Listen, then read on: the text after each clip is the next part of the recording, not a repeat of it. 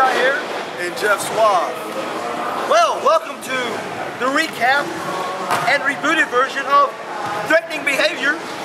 I had to say that. It was in my contract. Okay. You have a contract? I got a contract. Did you get a contract yet? I tell you, Mr. B, he just finds ways to screw me over. You know why? Why? I'm black. He's black. He's really white. He's from Chicago. So maybe he's not black. Okay. Alright. Threatening Behavior had a wonderful, wonderful card tonight. Our first match was between... Well, let's talk about that. Hold on. I guess what we talked about. What? All my chants I was getting. You see, everybody came in. Oh, yes. I loved it. I brought my cousins in, my family in. I flew in people from Chicago, from Hawaii. Hawaii was here.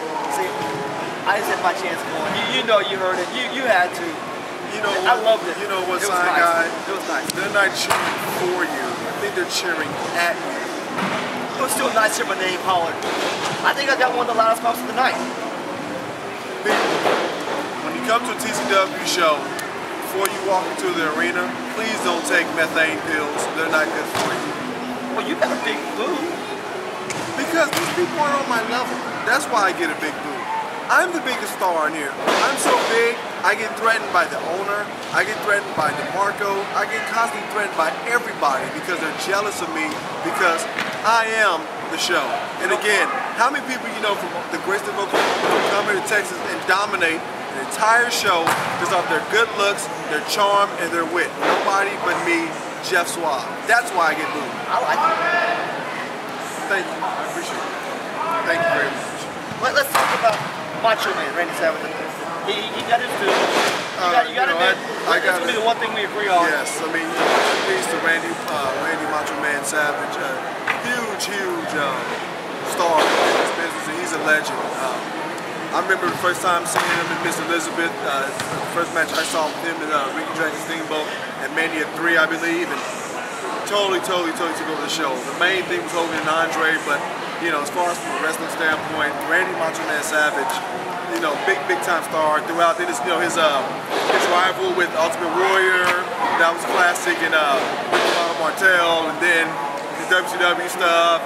Then he went to the NWO, and he would definitely be missed. He was a big icon in this business. I agree with you 100% on that. But this is going to show my age here. I remember when Macho Man Randy Savage made his debut in the WWF and was looking for a manager. Had Bobby Heenan begging him. He had Freddie Blassie begging him. And who's he bring out? Miss Elizabeth as his manager and shocked the whole world.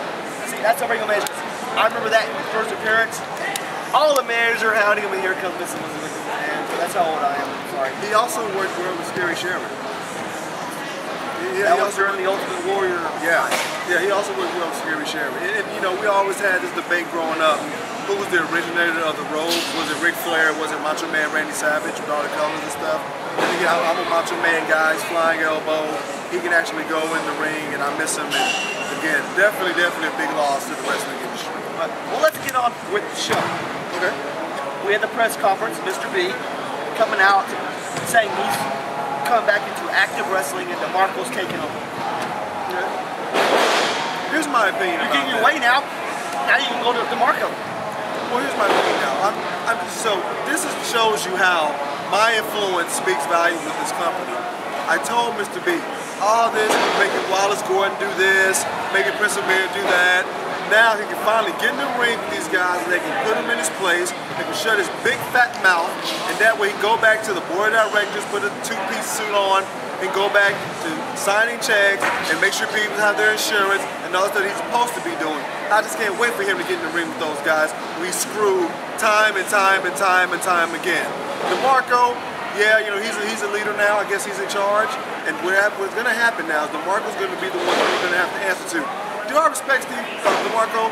No, I don't. I think he's a piece of crap. But at the same time, I do respect the fact that he's willing to take on his leadership role. And I'm real happy that Mr. B is going to get in the ring so all those other wrestlers can put him in his place. How about that? Well, I actually did once in a blue moon. Mr. B really going to step butt back in the ring, and he's going to, you know, actions more than words. I agree with that. I do agree with you. We agree on two things now. Yes, we do. And again, I'm kind of happy Mr. B got out of his wheelchair, came from the old folks' home. Threw his walker away. Threw his walker away, limped to the ring. Now he's going to become a full-time competitor. Hopefully he'll throw his weight around and try to manipulate matches and switch the rules because he's the owner. How are you going to be the owner and the wrestler at the same time? I heard rumors through the grapevine. This is a sign guy exclusive. Okay. Big Dog yesterday said Mr. B need to get back in the ring to make some money to buy some crack. Well, he's from Chicago. Okay. Big Dog, I'll out for you, dog. Okay. Okay, good. That's a good recommendation. Okay. Match 1. It was a TV title. American Eagle versus Paul Brady. The match didn't end the way it should.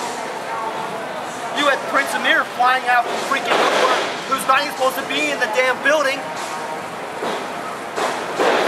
Here's the thing with Prince Amir. Prince Amir does not get the respect that he deserves. These people pay the hard-earned money to come watch Prince Amir wrestle. And yet he has to sit here and look at American Eagle, Falcon Crest, fly around like he's some California condor. Nobody cares about birds. No one cares about any of that stuff. And then you have Bo Brady who comes out here again with his Don King haircut, his electrical storm X-Men hairdo, with his Red Bulls and 5-hour shots and all that stuff. And again, if you're Prince Amir, one of the greatest athletes to ever step foot in TCW, how can you sit back and allow this to happen? I don't blame Prince Amir for what he did. He made a statement tonight, and both of them better watch out for him. He wasn't supposed to be here. He lost his match. He's no longer supposed to be in TCW. I caught him down in Houston learning to fly freaking planes. Well, you know what? I had a conversation, and to be honest with you, I'm part of the reason why Prince Amir is back. When Osama bin Laden got killed, Prince Amir was really, really sad and depressed. I took it upon myself. You didn't help me. B didn't help me. I took it upon myself to go find Prince Amir and bring him back to TCW where he rightfully deserved, especially Mr. B is getting back in the ring. You know, because of what you did, the convenience store his daddy owned closed down. Because of what you did. The kids were outside. The kids were outside wanting Slurpees and stuff. There's a big old sign that says, sorry. Thank you, come again, we're closed. Bad economy. That's not because of you. Okay. Let's go to part 2 now. Oh, okay. You're really pissing me off now, you know that? I'm just calling it like it is. Don't be mad at me. Prince Amir is back, baby. And I'm real excited for you. And so is everyone else. After the Prince showed up, blah, blah, blah, American Eagle challenged him and stuff, blah, blah, blah. They got into it, you know. That thing is over, you know, American Eagle and USA and... Well, there was no ref. Prince Amir is a professional wrestler. He's not going to get in there and battle with American Eagle. That's not how they do things where Prince Amir is from. There was no ref. So with American Eagle cheats Prince Amir, there was nobody in there to call it fair and square. That's why Prince Amir is not going to wrestle American Eagle with no referee. Come on. Give me a break.